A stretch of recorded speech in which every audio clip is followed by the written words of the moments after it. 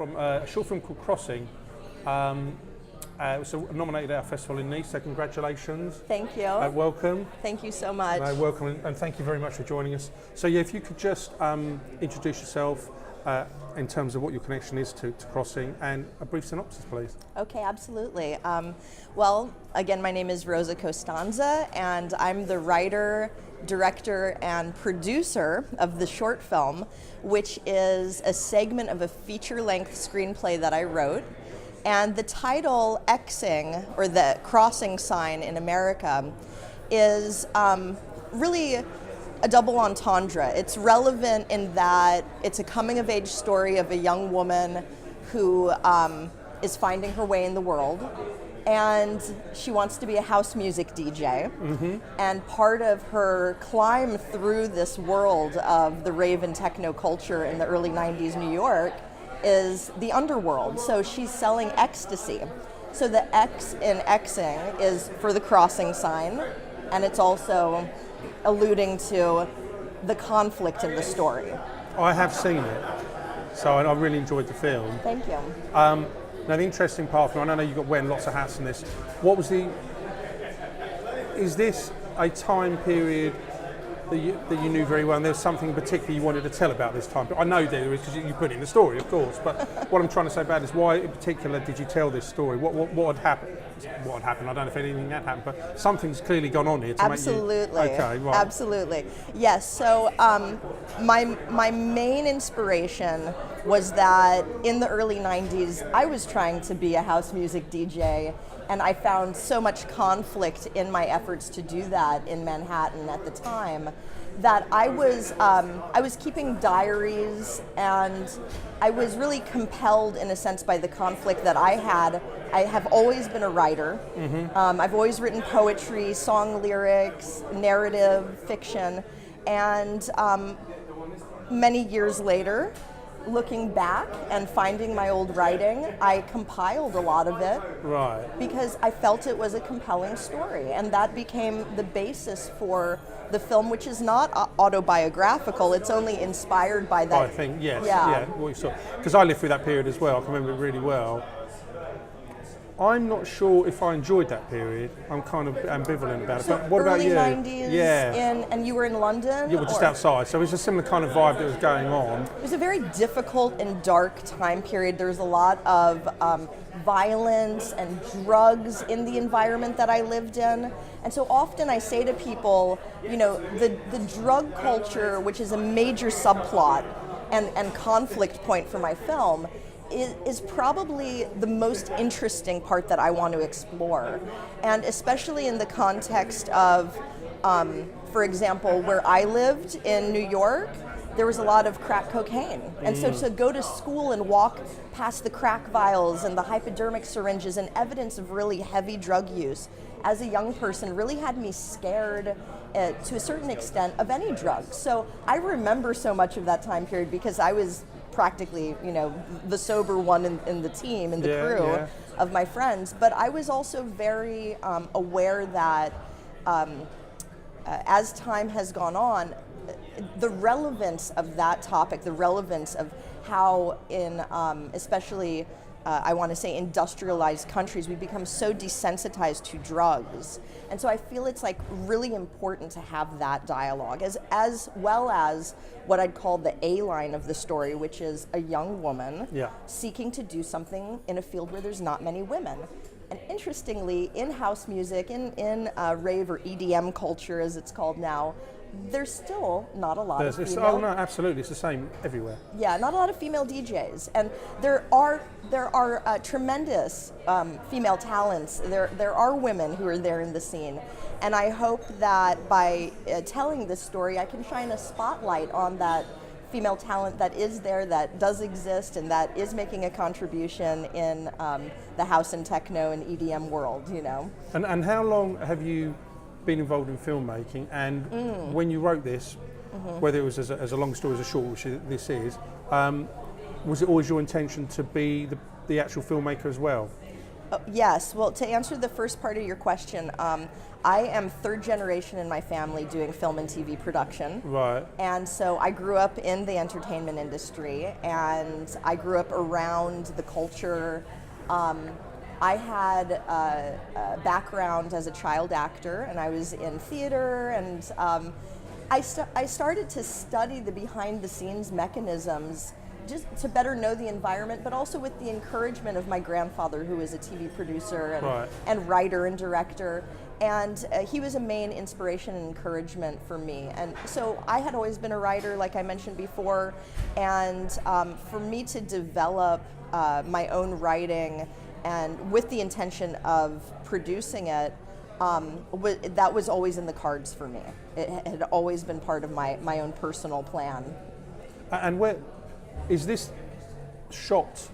All in studio? Is it shot on location? If it's shot on location, where did you find the locations? Yeah. Or could you not do that because of the time period it was set? No, that for the short film, I rented a warehouse in downtown Los Angeles, and we did something really interesting. We took our 5-page script and we did the dialogue shoot during the day, like a typical 12-hour film shoot. And then because the warehouse was dressed, because the story called for large dance floor sequences, we threw a party.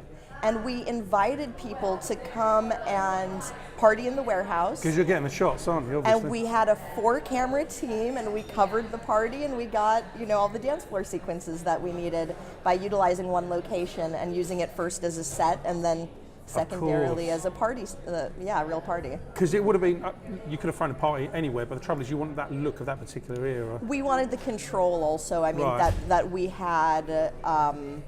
we had lighting, we had a track for one of the cameras. We had kind of kitted out the location to achieve the shots we wanted. And then to really punch in the setting being early 90s New York, I found a friend of mine, a dear friend who had shot a lot of footage. And in fact, I'd worked on his graduate student thesis film in the 90s in New York. Right. And I said, hey, do you still have those exterior shots? Seriously? He gave me tapes, like D5 tapes. It had been shot on 16 millimeter. I had it all transferred and up-res to HD. And so we have archival footage of Manhattan in the 90s. Right. Now, okay. And that's how you managed to, because I was wondering how you managed to, and that's, what would you have done with it? I suppose you just couldn't have done it, could you? You'd have had to have another solution. I'd probably have had to source it from, I don't know, some footage library. But I'm fortunate that I've been in a filmmaking community my whole life, so I could just reach out to, my colleagues, my friends, and say, hey, I remember you did that project. Can I get some of that footage? So that's what I did. What would the story be now if you was to shoot it right now? What would the difference be?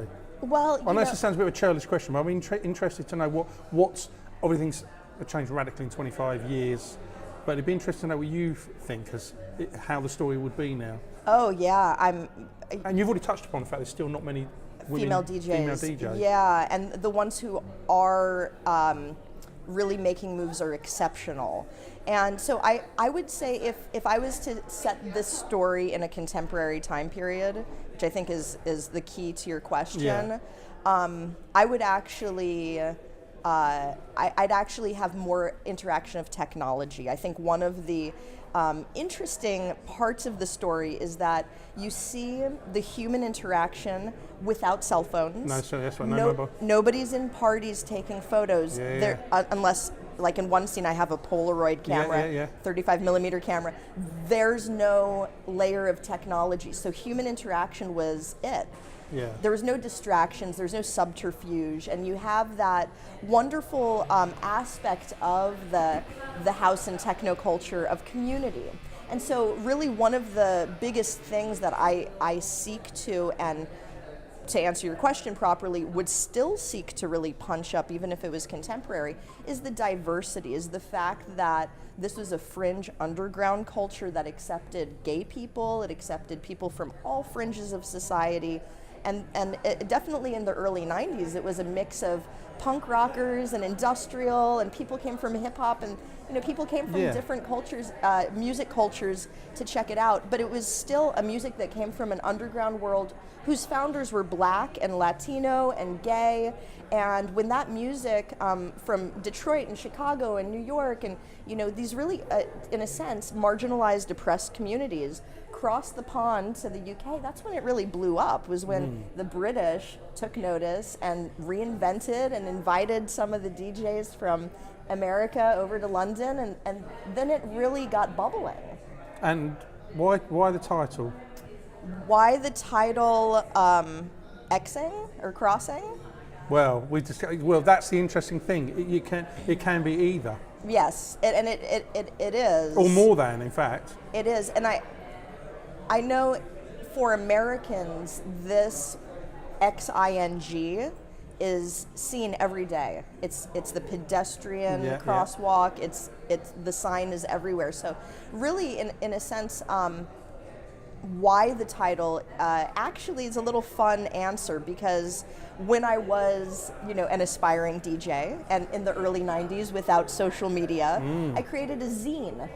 And so 3 friends of mine and I used to write little articles, reviews of parties, reviews of albums, movie reviews, and I published this zine with that title. It was called Crossing or Xing. And that was, again, that early 90s, our last decade before crossing into the new millennium. Right. So that was the theme then. That was the reason why, and in the early 90s for me, having that feeling of, okay, we're going somewhere into the future, and definitely that underground rave culture and house music culture, techno culture was futuristic. It was outer space themes and alien iconography and the alien head, so I was just riffing on that. That was the environment I was in. And I'm guessing you were involved in all the casting process. You must have been involved in that. I had wonderful co-producers in LA, and their names are Ross Ryman and Reba Massey, and they have a company called the Candy Kids, but they have a casting and acting background, especially Ross. So the interesting thing with the casting is that Ross and Reba, because they're also authentically from the electronic music culture, they brought our production young club kids who are like the second generation, who are in their early 20s, and amazing artists, people who do, incredible styling. So the folks that you see, Nikki Otav, Ernie Omega, who's kind of part of the first wave of club kids, but they're the real deal.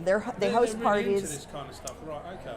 They host parties, so they're not actors. And actually, there's only one professional actor, my friend Jordan Bridges, who has a role in the short film, who's been a supporter of mine, and who is dialogue coach, because the rest of the kids are from the dance music community and the club kids, and and they're performers. They're performers in their own way.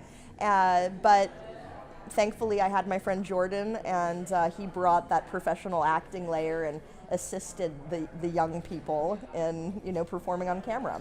And how would you take the story that is and expand that to something bigger? Because that's got to be a possibility, I guess. Yes. Well, I mean, first of all, the feature film is, the feature film's already, developed. It's the feature-length screenplay is something I've worked on for years. I've workshopped it. I've had so many evaluations, so it's been so finely tuned to be what it is now. But it definitely is the beginning of a franchisable series. Right. So I've planted character seeds and subplots, and I have planted, to a certain extent as the writer, the continuation of the storyline. And in fact, establishing within this film how the young woman who's the lead character, her name's Melissa, how Melissa becomes a DJ, how her journey and her growth and her character development lead her to gain the stage. And then in subsequent, not yet drafted, but my intention for the next few films would be us following that journey of hers as a DJ, and this is definitely an ensemble cast, and there's enough. Let's say, story within all of the different characters to warrant something like an episodic. So part of my wonderful marketing director, Sheila, part of the conversations I have with the marketing team is about transmedia storytelling and doing short form episodic content like for the internet. And so I have conceptualized a lot of that. And we touched upon this earlier. In fact, we mentioned it a couple of times, the fact that even now there isn't many female DJs, and that's a fact. But interestingly, there's not many female directors. Right. So, is that changing in you? Because you know this industry pretty well, I'd imagine. Yes. Is it changing, or do you think it's just not happening? Yeah. So I have a very interesting, thank you for asking that question. First of all, I think it's a terribly important question. I have a very interesting take on it, I feel, because my professional background, and I've spent over 15 years as a production sound technician. So when I was mentioning earlier, my family was in this industry and I had a performance background. Well, my grandfather encouraged me to learn the mechanisms of filmmaking, the technology. And he said, if you really want to be taken seriously and if you want to be a director, you need to understand all of the parts of the process. And because I wished to DJ, I studied audio engineering and music production. And then I got into being a boom operator, and in fact my grandfather enabled me by giving me a Nagra, which was the old reel-to-reel analog tape recorder that we used on location. So I have 22 years. I started when I was 16, I'm 38 now. I have 22 years of working in film production, and I have 10 years in IATSE as a production sound and video engineer. And because of my technical background, I have the opportunity to highlight how many women I've worked with, and my goal is to help highlight how many women there actually are. There's not a dearth of women. It's just that the economic model, and in fact the way people invest and finance in films, tends to be skewed towards men. Men happen to gain more confidence for investors. And so it's not that there isn't female talent. And I think one of the greatest examples of a woman investing in herself and gaining really high level investment is Ava DuVernay, who, first black female director to direct $100 million+ movie, Wrinkle in Time, which is, currently in post-production, I think. But so my take on it is the women are out there. I know that from being a technician, I have been in a severe gender minority just because traditionally it was more men who, did technical studies, who had the encouragement to be mathematicians and scientists, for example. So to me, if you ask me that question with my background, it's not that we don't have female talent, it's that women have not been encouraged the same way to follow the technical pathways, which to me are really important if you want to be a filmmaker.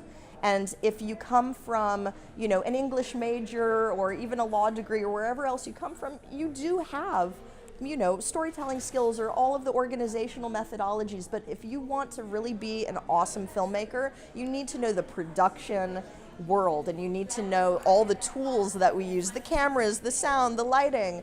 You have to be conversant in that language. And I have worked with awesome women in Hollywood. I've worked with awesome women around the world, and I think it's more of a marketing thing at this point. So, and maybe one other thing I could say that could be a little controversial or not is it's a marketing thing too. So how do we market our female talent? Because again, we exist. So I would actually like to stop talking about how few women there are and start highlighting the women who have achieved. And with going back to Crossing, and this could be any film you're involved in, but particularly with this one. Of course, you're always aware that you've got to make sure it's a really cool story to keep people's interest. And that's the same for any film. It could be Alien, your film, any film especially. But how do you make sure, when you're sitting down writing it, you're always aware of that because you don't want there to be not dead spots. I don't know what the term is. That's right. But to engage people. So how do you make sure you always have that in the film you're writing? Okay, well, my short answer to that is keep it sexy. That's okay. yeah. I mean, that's just that's like one of my catchphrases. Not necessarily sexy as in sexually sexy, but sexy as in cool sexy. Is that what you mean? Yeah, I think you have to have the sexy factor. Like you have to have provocation. Right. It's drama. You have to have conflict. Now, I tend to be a bit melodramatic, and I have to reel that back. I tend to want to have more hype and hyperactivity, and to a certain extent, quick cuts. I mean, you saw that even in the short film. Action keeps happening, and I think really that's it, is you keep people on the ride. And when there's respite, that's when there's dialogue and, to a certain extent, even introspection, people, looking into what's occurred, the characters looking into what's occurred. But otherwise, I want the action. I want to keep it suspenseful, tense even. And for this film, it's a bit of a thriller. There are thriller aspects to it, that you see a young woman entering the underworld and acting like she's a player in this, dark environment. Male-orientated. And yes, that's right. So danger, danger, danger, suspense, and the thriller aspects, and then the overlay of the colorful lights and the laser beams and the amazing music. And, so to keep that high BPM with the music, to keep everything driving forward. And really, I think that's that's what I like. I like watching action and adventure, and so that's part of it. And then yes, balancing the sexual content in terms of not just like using sex for sensationalizing, but also to underscore the character interactions. And like I mentioned earlier, this is a film that deals with sexual identity, especially with younger people. And it's not a topic that's ever going to get old. This is like perennially interesting, and definitely for young LGBT identified people who are still trying to sort out, am I L or G or B or T? I don't know, but that is part of the environment in this electronic music world. And I find it actually, like I'm saying, filled with conflict, filled with drama, filled with stories that need to be told. Brilliant. Rosa, thank you very much. Thank you. That was absolutely I learned hip-hop styles first. Then I fell in love with house music. These boys keep telling me girls can't do what I'm trying to do. So what? I'm here doing what I do. I'm doing me.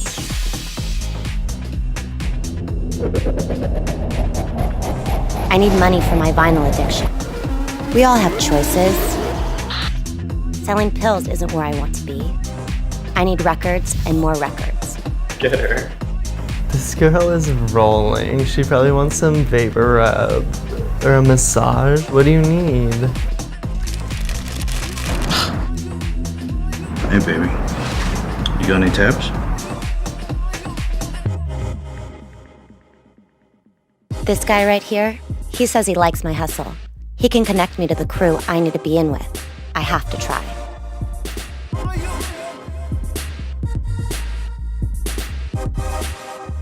I'll do whatever it takes. Again and again and again.